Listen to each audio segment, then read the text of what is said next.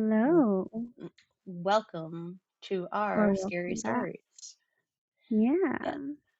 You ready to get some spookiness going on up in here? Yeah, I'm on part three, final part of my series I've been reading. I know, it's so good. I'm ready Oh, for more. But we- I'll be starting something new tonight. I'm very Yeah. excited. We love new. I picked something gory just for you. Yes. Excellent. Well, my definition of gory, not yours. Oh, gotcha. But Yeah. Can't go too hardcore. we should probably tell the new people what we do. Hi, I'm Vatii. I'm Minx. And once a week we get together and we read each other a couple of scary stories that we've never heard before. Yeah, we like to pick things that the other one hasn't read. And so far, we've actually done a pretty good job of surprising each other. I'm not gonna lie. It's true, even though Minx calls out the endings to my stories all the time. Listen, I have thoughts and theories, okay? Because I was thinking about it while I was doing the editing, right? And Haley, low key, I think she's a plant.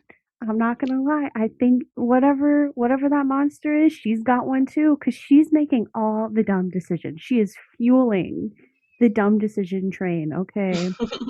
And the guy that died, I don't remember his name at this point. It's been a while. His name could be Pete. It could not be Pete, but I'm gonna go with Pete. It's Lee. Pete. Not it's not even Lee. close. Well, I was close. Okay, there's an E in it. Two E's in both. Okay, it's fine. It, I was close it enough. it's spelled Lee. it's spelled Li.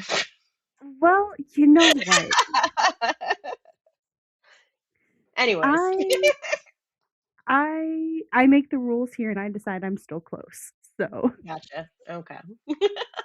but yeah, no, I don't. I just his choices, man. I don't like his choices. I'm Well, the whole he's like, gone now. we shouldn't take him ashore, but we're gonna go ashore. And I'm like, what the fuck is wrong with you? Well, I guess we'll see what happens. I'm so ready. Like rage bait me, queen. I'm here for it. All right. I am going to be reading part three and the final part of I Am a Deep Sea Scavenger. There's Something in My Friend's Diving Suit by DrunkenSwordsman. We have featured him quite a bit on our channel.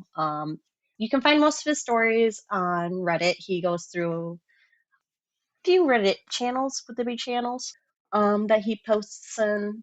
Uh, Mostly are no sleep, but anyways, that's besides the point. All of his information will be in the show notes, so make sure you go check him out. He's an amazing author. But I'm gonna get started. You ready?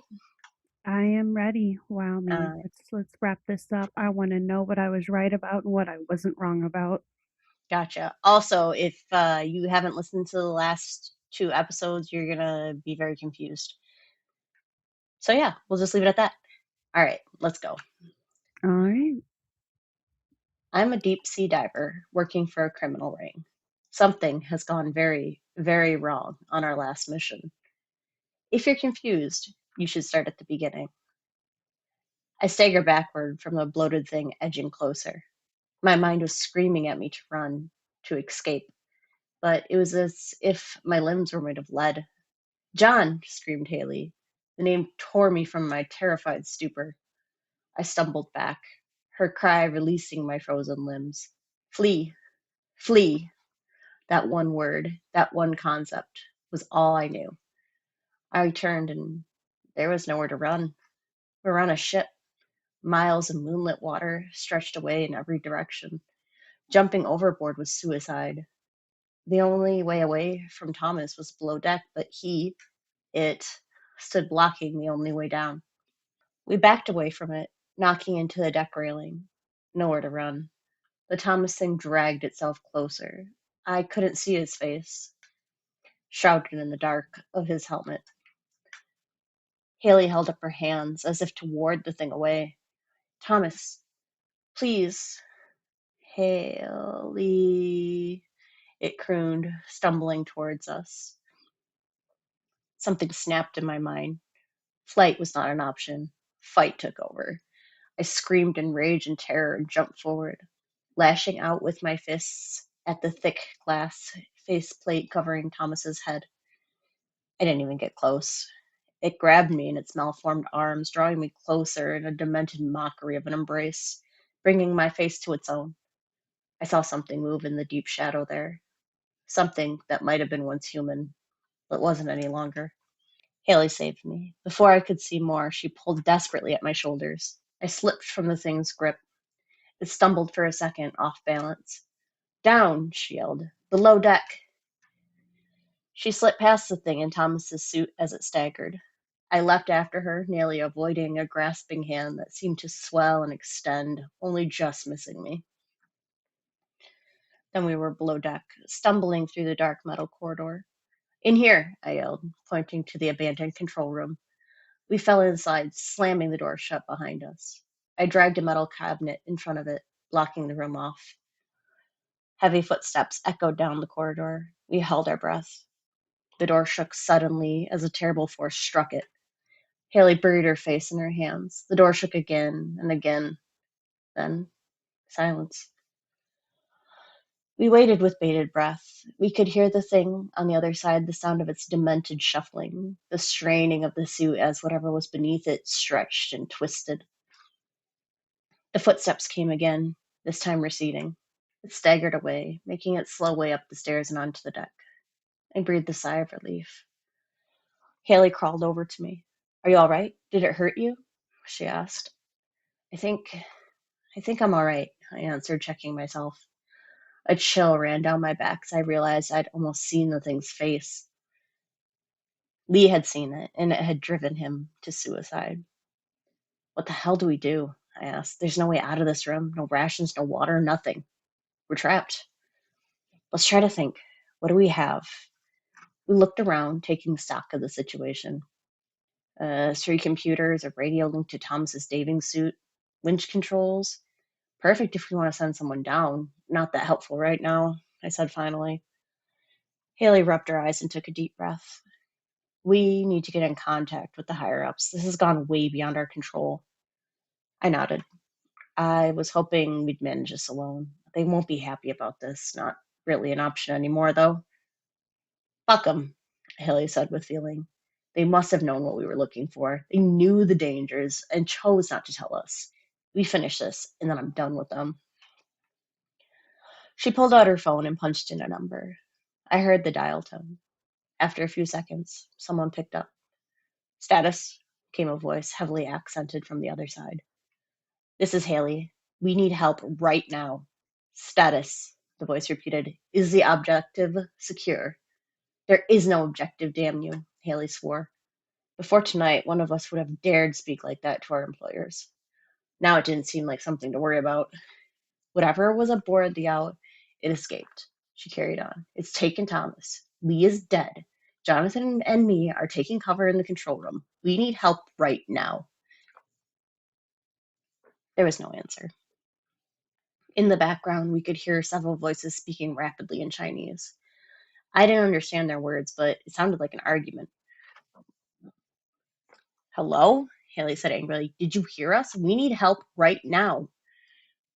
The voices squabbled on. I grabbed the phone from Haley's hands. My temper had ran out. What the fuck was aboard the ship?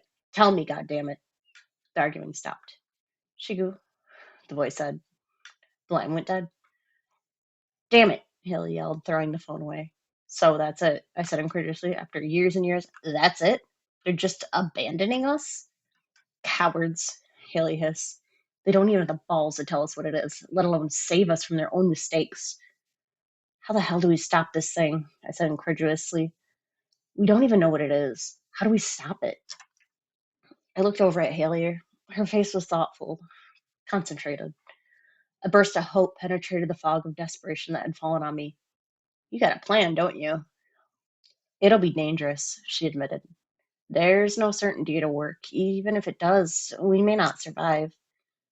Can't be worse than what we're dealing with right now, I answered, crawling over to her. What are you thinking? The thing's still in the suit, she said. It can't get out. I don't know why, but if it could, it would be out already. Maybe it's bound to Thomas's body somehow, I said. Yeah, that might it. Whatever the Yeah, that might be it. Whatever the reason, I think it needs to stay above the water. If it wanted to be in the sea, there's nothing stopping it from just jumping overboard. Staying here, though. Why? Why would it stay? And maybe it wants to get to dry land. Maybe it can't escape the suit on its own. It needs someone to get it out. I really don't know, but whatever the reason, we can exploit it. How? It's gone above deck now. We sneak out, get to the engine room. I'll prime the fuel tanks to explode. Once that's done, we sprint the deck and jump overboard before it can get to us. Ship goes down, that thing goes with it. Despite the situation, I raised my eyebrow in mock surprise. Where did you learn how to rig ships to explode? Haley smiled grimly and tapped her nose. I gotta keep some secrets, right? I stood up and began pacing the room, running through the plan in my head. What if it follows us into the water? I asked. It can't. The suit will drag it to the bottom of the sea if it tries. There's life vests here, I said. That'll give us more of a chance in the water. Exactly, Haley answered. We know the government has ships somewhere in this area. Once the engines blow up, they might come to investigate. They might pick us up. We just need to stay afloat for a few hours. And if they don't? Haley shrugged. If we stay here, we'll die. At least this way we have a chance. I was still for a few seconds. Finally, I nodded. Let's do it then. Slowly, trying to not make any sound, we dragged the cabinet away from the door. Every sound seemed terribly loud, certain to draw attention. We listened intently for any sound that might suggest we'd been detected. No stomping of heavy metal boots, no sound of the thing dragging itself down the stairs. Nothing. Let's go, I whispered. Silently, we unsealed the door and swung it open. The corridor was dark as we crept down it. Every shadow held the threat of death. Every sound seemed to echo through the ship like an alarm. Somehow, we reached the engine room without incident. Keep watch, Haley hissed at me. This'll take a while. She crept away into the dark towards the massive diesel generators and fuel tanks that powered our ship. Everything was silent. I crouched in the shadows, eyes on the door, heart hammering. Somewhere behind me, Haley was rummaging among the machinery for tools and materials. I told her to move faster. It seemed like hours passed, even though it was only a few minutes. Once, I heard the footsteps of the thing in Thomas's suit, somewhere above us. I waited with bated breath, but the sound died off slowly. Finally, I heard Haley creep over to me. All done, she whispered. We've got 2 minutes until this blows. We gotta move. We set off through the dark. The stairs above the deck loomed in front of us, illuminated by the moonlight like a stairway to heaven. It was strangely beautiful. 1 minute left, Haley hissed. Ready to make a run for it? Yeah, let's do this. On three. Then, 1, 2, 3. We leapt forward, jumping the first 2 steps. I could see the sky. We were so close to something huge suddenly loomed over us. The light of the moon was cut off. I screamed in shock and fell backwards down the stairs, crawling desperately away from it. Haley was not so fortunate. She cried out in pain as the thing caught her, wrapping her into its demented embrace. It whispered something I couldn't hear. Haley's screams doubled in terror. I ran. I wish I had stayed. I wish I had tried to help my friend. I'm not proud of it, but I ran like a coward. The only way up was blocked, and so my brain, fueled by instincts older than man, drove me to the last place of safety I knew. As I ran into the control room, the entire ship shook with a massive blast. I lost my footing and fell to the ground, striking my head against the metal floor. Everything spun around me. Haley's screams stopped abruptly. Crawling on all fours, dazed and disoriented, I slammed the door shut and sealed it, then dropped to the ground, sobbing with fear and shame. The ship groaned around me. I could feel it moving, listing, taking on water.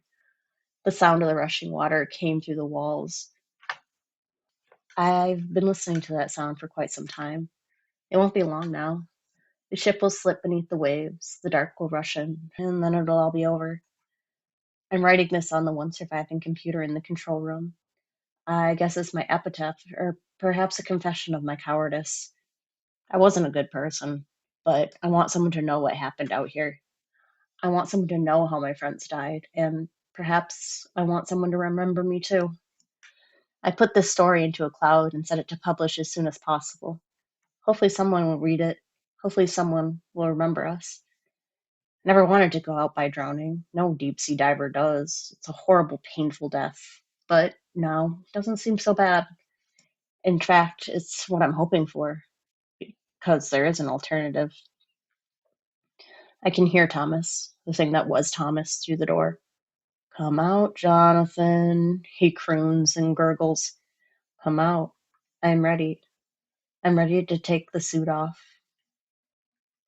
The end. I don't. Oh my god.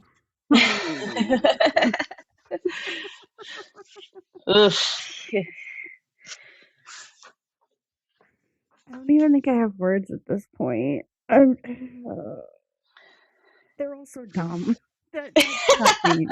They make the worst choices, but that I feel like that's true classic horror content. Is they're all dumb and they make terrible fucking choices. But my god, Such a good Vatii, story, though. it is so good. I every time we read something from Drunken Swordsman, I am more and more impressed. I can't lie. He is such a good writer, and I'm really looking forward to doing more of his writings and narrating them just because I think they're so interesting. He is the king of the cliffhanger. King of the cliffhanger for sure. Definitely.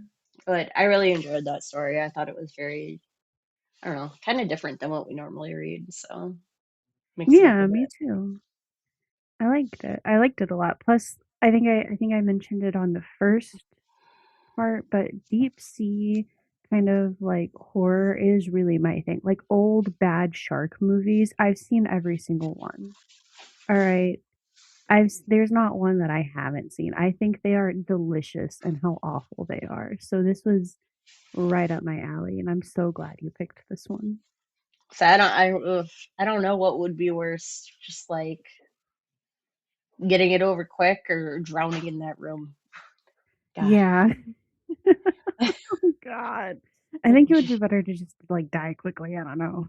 yeah, yeah. Just sitting in the room as the water rises around you. Just I I think am a my anxiety would kill me before I ever drowned. yeah. I'm a terrible swimmer, so like I am terrified of Really? going in like deep water. I have too many nightmares Mm. about drowning. So that I really was like, ugh. I was like, take me, Thomas.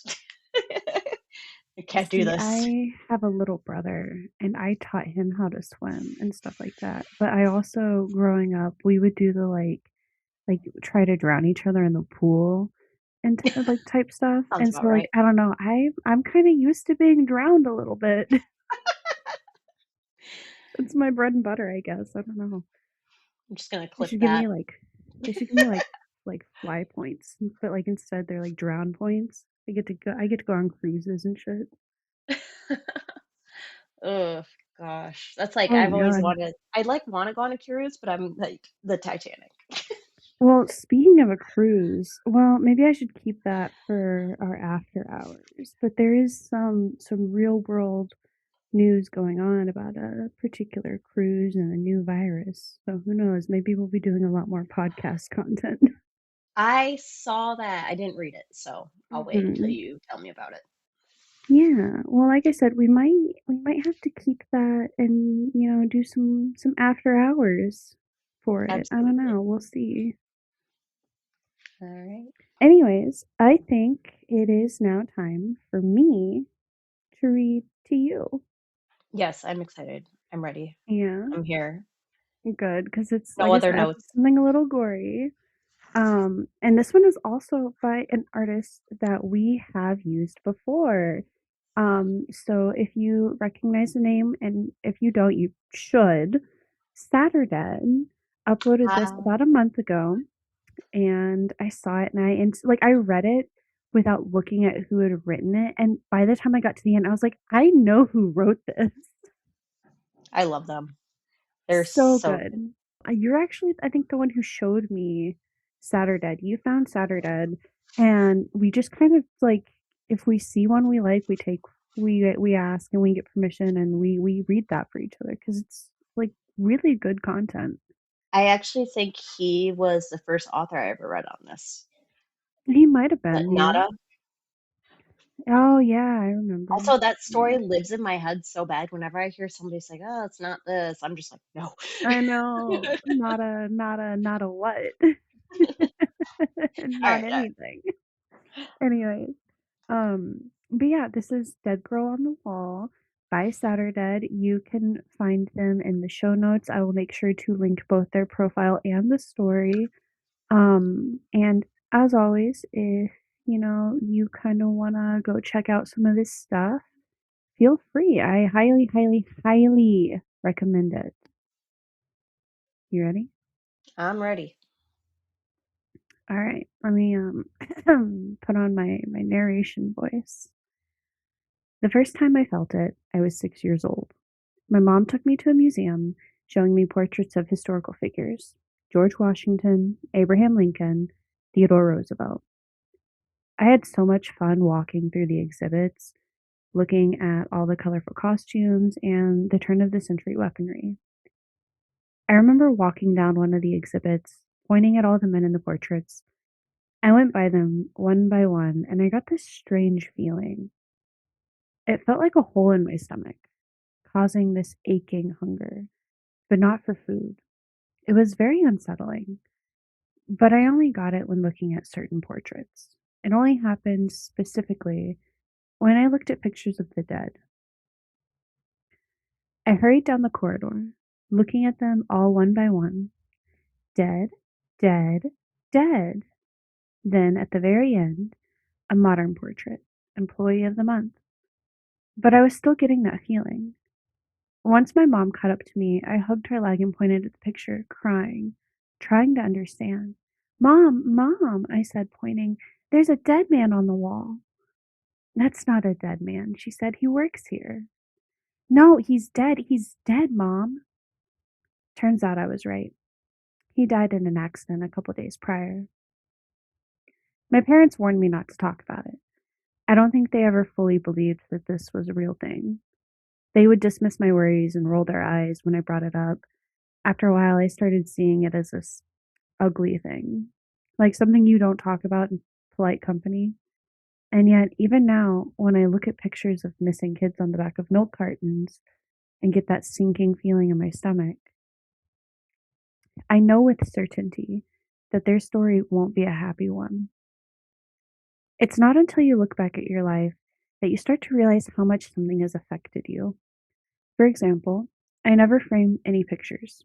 My walls have nothing but abstract paintings or gaming posters, nothing with real, actual people. I don't want to look at pictures of them, worrying about that sinking feeling coming back.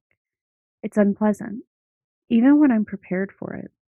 Even historical figures or celebrities. The feeling is all the same. Death is death. The longer the sensation grows, the longer it takes for me to get over it. I thought about going into law enforcement, but I never really believed that my ability was real. Not actually really real. The only people who knew that I could do it tried desperately to shove it under the carpet, and after a while, you stop fighting them. I fully believed that it was all some kind of delusion, and that I was broken for even considering it to be real. But in my heart of hearts, I knew. I ended up as an illustrator. In my teenage years, I discovered that my feeling doesn't work for stylized portraits or caricatures. It does work for realistic portraits, though, so I try to stay away from that. I got really good at semi-realistic Western comic style, and I had a fairly popular webcomic in the late 2010s. I had about 35,000 regular readers. I had to stop updating it when I got a full-time job with a publisher. We're a team of illustrators doing a monthly magazine that's been going on for about 40 years. Point is, I'm blessed in a lot of ways. I live in a nice townhouse. I get to meet a lot of interesting people. I go to conventions all over the country. I'm invited to panels, and I don't have to worry too much about where my next paycheck will come from. I love my job, and the people I get to work with, I don't see it changing anytime soon. But in the back of my mind, there's still that thing nagging me. The thing that keeps me from looking too close at the pictures on the walls or the old shows on TV. Because every time I tune in to a rerun of a game show or a feel good sitcom from the 90s, my guts are screaming something at me. Dead, dead, dead. About 2 years ago, I was living on my own. I was coming home from work one day when I noticed someone moving in across the street. A man, two kids, and a truckload of stuff. He was struggling to keep a box upright. I saw the fragile label on the side and decided to offer a hand. Being a good neighbor is part of being a good Midwesterner. You need any help there, neighbor? I called out. I think I might. The man struggled, and I caught the end of the box just as he relaxed his shoulders. I helped him carry it in, and he offered me a handshake. His two kids, about 8 to 10 years old, were way too busy running up and down the stairs and picking out their rooms. The man introduced himself as Carl. He'd been unpacking all day, but was nowhere near done. I had about an hour before I had to be off, so I offered to help him with a couple of the heavier things. We moved a couch, a desk, a bed frame, and a kitchen table before I had to head out. Before I did, Carl stopped me in the kitchen for a beer. I'm not much of a beer guy, but when offered, you don't say no. Appreciate it, he said. Really do. No problem. I'm glad to help. Well, I'll be sure to tell the missus we've got one of the good ones across the street, he smiled. She ought to be here to buy tomorrow. You should drop by then. It's really nothing, I said. Don't sweat it. No, no, I insist. Dinner's on us. I took a swig of beer and he put one of the family pictures on the wall, all four of them, smiling at the camera. I think they were at the Grand Canyon. But his wife, there was something about her. Looking at the picture, I didn't see anything out of the ordinary.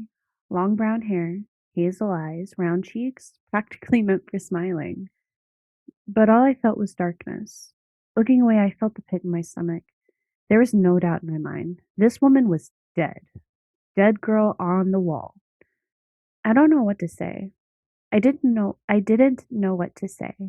I think Carl noticed something in my demeanor shift, but he didn't say anything out loud. We finished our beers and went our separate ways as he carried in another box labeled steady.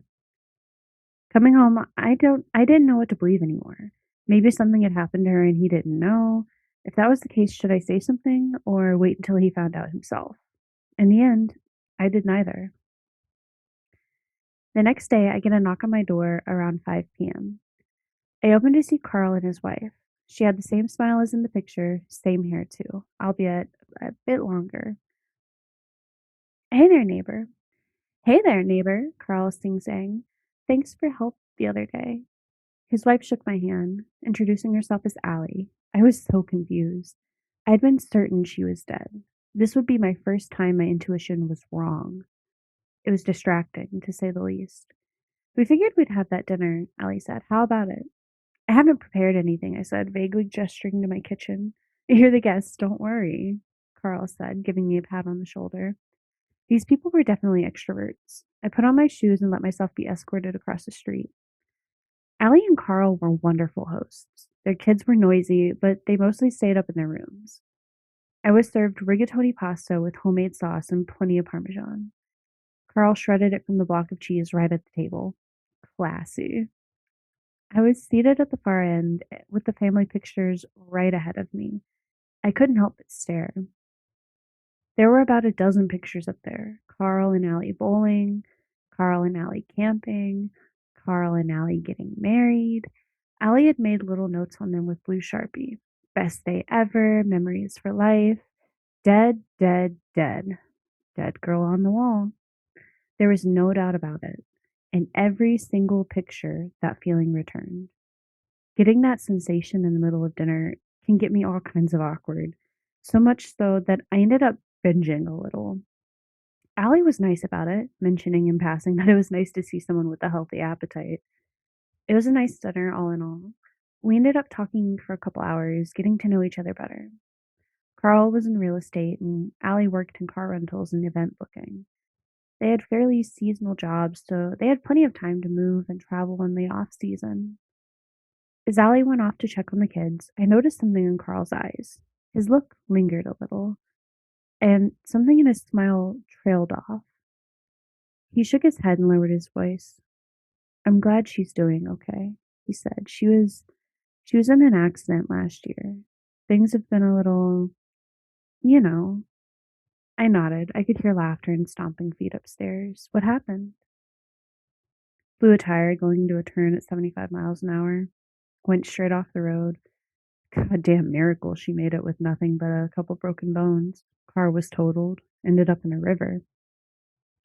I felt something cold inside me. I shook my head, trying to make my discomfort look like sympathy. I'm sorry. I can't imagine. No one can until it's right there. And yet, I couldn't explain what I was seeing. Allie was right upstairs, but everything was screaming at me that she was dead and gone. She came back down eventually. We had a couple of glasses of wine, talked a little about our jobs, and called it a night. I thanked them, they thanked me, and we exchanged socials. Two more friends on the list. As I was about to leave, I picked up my phone and called back to them. Mind posing for a picture? They didn't mind at all. Allie was all smiles as she hugged her husband. I took my first ever portrait with that phone, trying not to look uncomfortable. I waved and smiled all the way back to my place, but as I closed the door, the first thing I did was bring up that photo. I looked at it over and over until there was no doubt in my mind. They were both very much alive. I tried covering Carl up with my thumb, but it didn't change a thing. In this particular photo, Allie was alive. But all throughout dinner, I'd been looking at photos of a dead woman. I'm sure of it. This brought up some questions I hadn't thought about in a long time. I tried to remember a time when I'd been wrong, but I kept coming up short. Ever since that first man in the museum, I'd been accurate telling who was dead and who wasn't, just from a picture. There was a couple of times I thought I might have been wrong, but they were either misunderstandings, or I ended up being right all along. For the first time in years, I sat down and I really thought about what this meant. I tried to look at a couple of pictures of people online just to see that I was still able to tell dead from not. I checked a couple of news sites along with some Wikipedia articles. Alive, dead, dead, alive, dead. Easy, no mistaking it. When I do sessions like that, I have to get up a lot and shake off the discomfort. It's like feeling a cramp coming on. At worst, it has made me physically ill. There was this one time in high school, though, while watching a documentary about the Second World War, when I got so ill that I had a seizure. They had to carry me out into the hallway, and paramedics had to give me muscle relaxant. I figured it wasn't a big deal. I was misunderstanding something or not quite grasping the intricacies of my ability. There had to be some nuance to Allie. I sat down and tried to list the possible explanations. What if she had some kind of illness or condition that would have killed her, and the accident somehow fixed that? Well, my sensibilities have never detected things like that before. It works on a binary level, dead or alive. There's no difference between the living and those slowly dying. That can't be it. What if she had an organ transplant? After all, her heart might be dead, but the body lives on. I looked up a couple of pictures of people who'd gone through heart transplants. I stayed up late looking at whether they were alive or dead to confirm my suspicions. I found a living person who'd undergone a heart transplant, and they registered as alive. Pictures of the donor registered as dead. I went down the list, checking a thing at a time. What about people who have been temporarily dead? Well, if they survive, even the pictures of them in a dead state come back as alive to me. I feel their current status, not what they've been. I think it was 2 in the morning when I sat down at my kitchen table, drinking a cup of iced tea to calm my nerves. Looking out the window at the dark townhouse across the street, I could only come to one conclusion. I was looking at two different women, one alive, one dead. I tried not to think about it. These people were practically strangers to me, and I had to accept the possibility that I was missing something or I didn't know the full picture. There could be a misunderstanding. It wasn't the end of the world. I met Carl a couple of times every now and then. We'd always go, "Hey, neighbor," in passing and have a little small talk. Harmless things. How's work? How are the kids? That kind of stuff. The kind of things you don't expect to cause a problem, but every now and then I'd see something shift in his eyes. We once met outside the grocery store by the parking lot. I dropped off a couple of bags and stopped to say hi. Carl was leaning against his car, taking a moment to breathe before he got behind the wheel. This time, when I asked how things were going, he wasn't as quick to answer. Instead, he peered off into the distance. "It's tough sometimes," he mumbled. "You gotta make the best of things." "Cherish the little things," I said, trying to put a spin on it. Carl smiled, but kept his eyes firmly on the sky. He shook his head. "Ever since the accident, we've had to make adjustments. That goes without saying. But sometimes it's just a lot, you know?" "What do you mean?" "Well, like dietary stuff," he continued. "Allie had to eat more protein. We used to be vegetarians, but we had to make changes. Nowadays, it's all meat, meat, meat. Some days we cook separate dinners, but it gets tiresome. Twice the dishes." "Wait, you're a vegetarian?" "We were, yeah. That's quite the change." Carl shook his head and he pushed himself away from his car, putting his hands on his hips. "You don't know the half of it." Carl and I got pretty close. He didn't know a lot of people in town, and I don't have a lot of friends. Most of my friends from work are remote, and the few people I know around town are the kind that you only see for the holidays. It was nice to have someone around that you could just grab a beer with. The next few times I met Carl, I heard a bit more.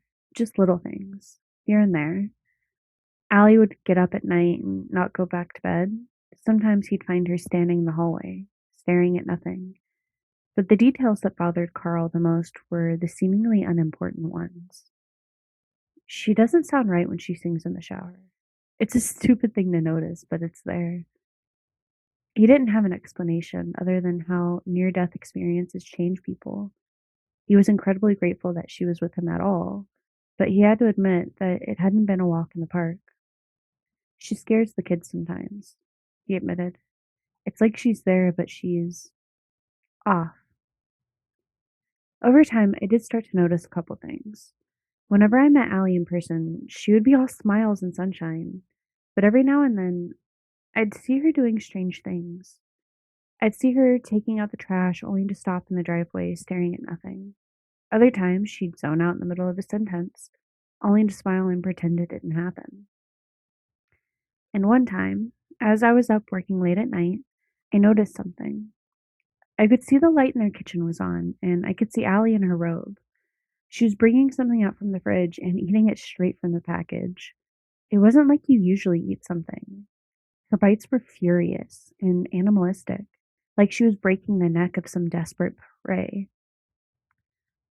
I was just sitting there, looking out my window. I didn't even consider the fact that my own light was on. I saw her tilt her head up, her cheeks full to the brim, and her eyes so dark I couldn't see the white. Then for a moment she stopped chewing. Is she looking at me? I didn't know what to do. I just sat still, hoping she wouldn't notice. I held my breath, counting the seconds. Then she raised her hand and waved a little, one finger at a time. A couple of nights later, Carl invited me over for another dinner. We were going to watch an animation project that I'd worked on a couple years prior, but I think he was just starved for normal company. The kids were up and about as usual, playing on their phones upstairs. Allie, on the other hand, was on her best behavior. We were just about to start the show when Carl had to use the bathroom. For a moment, I was left alone with Allie. I was sitting on the couch and she was on the sofa. She'd just put down her drink on a little blue sunflower coaster. Then she just stopped, hand still on the glass, leaning forward, staring straight ahead. Just like that. Checked out. I looked at her for a couple of seconds, then her eyes turned my way. Nothing else, just the eyes. "Don't look at me like that." Her voice had a lower register. Not by much, but enough. I'm sorry, I said. Are you okay? How can you look at me like that? She continued. What do you see? Her hand trembled a little. The ice cubes clinked. You see it, don't you? Without thinking, my eyes shot to the portrait on the wall, then back to her. She connected the dots and her smile faded. She didn't say anything. She just let the words hang as she stared at me. Allie let go of the glass just as Carl returned, and her smile snapped back up and stretched like rubber. After that night, Allie would look at me differently. Whenever no one was around to notice, she would stop the facade. Nothing too obvious, just a relaxed facial expression, a drooping smile, a little tension sinking from her shoulders as her posture changed. She did this thing with her head that I hadn't noticed before, where she would constantly move her neck, sort of like a dog trying to get a better read on its surroundings. She was being less subtle about it, almost playful. She knew I was seeing something, and it's like she relished it. It came to a point one night as I was heading to bed. I went room by room to turn off the lights when I got a bad feeling. I was standing in the kitchen in nothing but my underwear and a t-shirt when I turned to my left. Allie was standing right outside my kitchen window, her face pressed against the glass in the biggest, widest grin I'd ever seen. I fell back, knocking over the dishes on the counter. She did a quick 4 taps on the window and let a shrill cackle out before she stepped away and disappeared around the corner. I sat there on the kitchen floor, trying to calm my nerves. I closed the curtains on all my windows and checked twice that everything was locked. I tried to avoid them after that. I didn't want to accidentally be left alone with Allie again. I wanted to tell Carl about what happened, but I didn't want to get involved. Also, there was a slight chance that I might just make things worse. Instead, I tried to distance myself from them and put more time and energy into my own life and my own worries. I had things going on too. Even then, I couldn't help but hear things. There were notices on boards around town about someone breaking into storage lockers and trash containers. There was a couple of pets missing from their yards. One neighbor was complaining about how someone's damn cat was leaving half-eaten birds in the yard. I wouldn't have thought twice about it until I saw that a couple of notes had marks on them. Someone had drawn little smiley faces with blue Sharpie. I didn't know what to think about Allie. I didn't know what she was or what she was doing. There was something abnormal about her, but I hoped she would just leave me alone. For a while, I thought she did. Then I woke up to a half-eaten bird left outside my door. I decided to go talk to them, not just her, them. Carl had to hear this too, and I needed to get this out in the open. I stormed across the street and knocked on the door. One of their kids opened, which made all my anger screech to a halt. Yeah? The kid said. Is mom or dad in? Mom's out back, dad's at the store. I'll wait for dad then. I'll be back in a bit. Wait! The kid grabbed my arm and looked up at me. He pulled on my sleeve. Can you come look at something? He asked. Please? How could I say no? He walked me to the kitchen and pointed through the glass door in the living room. I could see Allie outside. She was standing on all fours, making a strange choking noise, like she was throwing up. She repeated it over and over. She hasn't done that in a long time, he said. It's weird. You should tell your dad about it. He knows.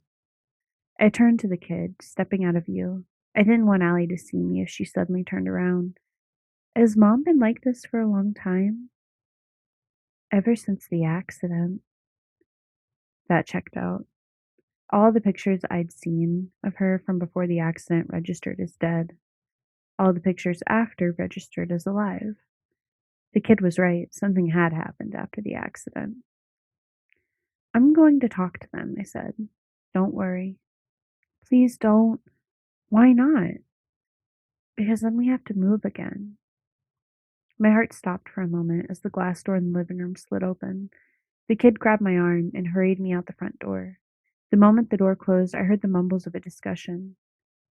Seconds later, the kid was running up the stairs, and Allie was heading to the bathroom. I turned back home without a second thought. I didn't feel safe in my home anymore. I would hear rustling in the bushes outside. At one point, someone tried to open my front door. Sometimes when I went out to get my mail, I would notice there was a little blue Sharpie markings in the corner of all the letters. The occasional smiley face, sometimes happy, sometimes sad. Whenever I spotted Allie, she would turn to face me like she knew exactly where I was. She could be getting ready to drive her kids to school, and then she'd just stop and stare at me. She and Carl could be going inside, and he would have to pull her to keep her from staring at me. This one time, she dropped an entire grocery bag, a couple of lemons rolled into the gutter. She didn't care. I thought about calling the police, but I didn't know what to say. They hadn't done anything, and I couldn't claim she was actually dead. I mean, she wasn't, but maybe she was. One night, as I was heading to bed, someone knocked on my door. It was unusually straightforward, so I went up to see who it was. Without opening, I called out, "Who is it?" Carl's voice came back. "I want to apologize," he said. "Can I come in?" I reached for the lock, but something in the back of my mind told me no. That kid had said something that stuck with me. He knows. How much did Carl actually know? I took my hand away from the lock. "I want to apologize for Allie," he continued. She's not herself." "What exactly do you mean by that?" "I mean," he took a moment to compose himself. I heard a metallic clang as something sharp tapped against the door. "I mean, we had to make adjustments. I don't want a part in this. It's not up to me. She's got her eye on you, and it's something we have to consider." He paused again. "You can start by opening the door," he continued. "We'll talk."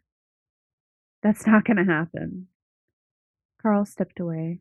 I watched from my kitchen window as he walked across the street. I could tell he was holding something in his right hand, but I couldn't tell what it was. Something sharp. I caught a glimpse of Allie as Carl opened their front door. He pushed past her, hanging his head low. There was a garbage bag poking out of his pocket. Even then, Allie was looking my way. I decided enough was enough. I was going to get some distance and either call the police or move. I wasn't about to mess with these people anymore. I didn't want to get involved. As soon as the shops opened, I went to get some supplies. My dad had a fishing cabin by the river out west that I could stay in for a while. I could work remotely, the place had Wi Fi. I'd be okay. I loaded up my car with gas and supplies, heading home only to get some clothes. I looked over my shoulder to make sure no one was following me and hurried inside. I locked the door and hurried into my bedroom. I opened the wardrobe and reached for a shirt. A hand shot out, gripping my wrist. My heart skipped a beat as I jumped back, choking on my own spit. Everything in me screamed to run, but I was stuck in an iron grip. It was Allie, looking out at me with her dark, unblinking eyes. They had a tinge of yellow to them I'd never seen before. Her mouth was open wide, and she was panting like a dog in short bursts. She was visibly excited, and I could feel a tremble in her hand. She was a lot stronger than I expected. Just as I was about to scream for help, her other hand shot up and grabbed my neck. She pushed me up against the wall as Carl walked in from another room. "He sees me," Allie hissed at him. "You promised." "We're not sure he does," Carl sighed. "We have to know for sure. Part of the promise." Allie rolled her eyes, but it was barely visible. She eased her hand off my throat, putting a finger to her lips. I had to be careful. "What exactly do you know?" she whispered. I took a moment to consider. I could tell her about the blue Sharpie markings, the dead birds, the midnight visits to the fridge, but I turned my eyes to Carl instead. "I know she's dead," I wheezed, "and I know that's not Allie anymore." He raised an eyebrow, then looked at her, then back at me. What do you mean? Allie's eyes went wide. She must have been telling her husband a different story. The two of them exchanged a glance. What the hell do you mean? Carl repeated. Before I got a chance to respond, Allie's hand was back at my throat. She held out a hand, as if asking for Carl to hand her something. He didn't. Let him answer, Carl muttered. Let him answer, then we'll deal with it. He said enough. What does he mean you're dead? It means nothing. Carl was holding a knife. Allie reached for it, but Carl pulled back, frustrated. Allie smacked her head against the wall, causing a cascade of red to flash in front of my eyes. My legs gave out as I lost my balance. I must have been concussed. The world spun as I sank to the floor. She walked up to Carl and reached for the knife. He stepped back. I could hear them arguing back and forth. He was trying to get a clear answer. She was trying to get the knife. I got the impression that she had been looking forward to this for some time, but Carl was hesitant. They must have had some kind of arrangement. If someone found out about her, they'd deal with them. But exactly what there was to find out was still up for debate. At some point, I managed to blurt out a couple of words. Allie's dead, I stuttered. This ain't her. It ain't. Why is he saying that? Carl asked, pointing at me. Why is he saying you're dead?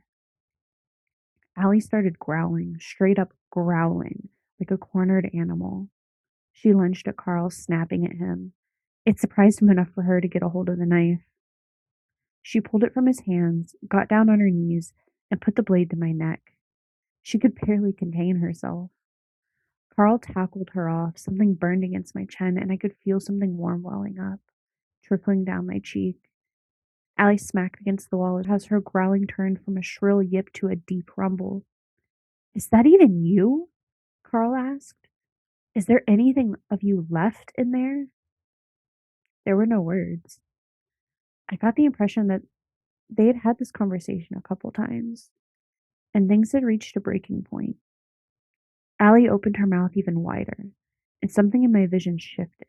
It's like my eyes crossed over and the proportions moved, but I was completely still. Her jaw extended out of her skull, like an elongated jaw that was trying to reach out of her human shape. They got into a fight. She pounced at him, throwing the knife away. Her joints looked wrong somehow, like they were trying to bend the other way. She got a big bite out of Carl's leg, but he managed to kick her off. They scuffled a bit as he headed for the kitchen, leaving me alone on the floor. I got my phone out and dialed for help. Thank God there was a shortcut on the lock screen. There was no way I could have done it otherwise. I heard an operator pick up as my kitchen was trashed. Dishes hit the floor, along with an assortment of cutlery resting on the counter. Allie wasn't even making human noises anymore. It was all growls and snarls. I just mumbled for help, trying my best to answer the operator's questions. I can't remember a single one. I nodded in and out of consciousness.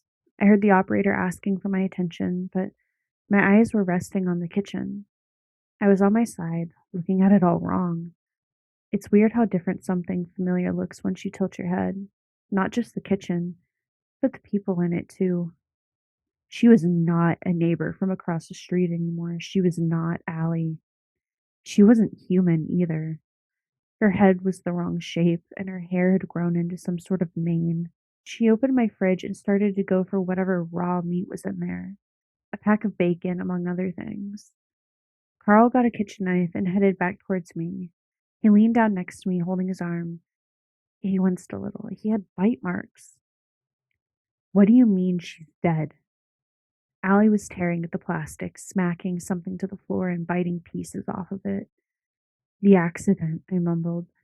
She died in the accident. How do you know? The pictures, I said, vaguely gesturing towards their house. Different and pictures. He nodded.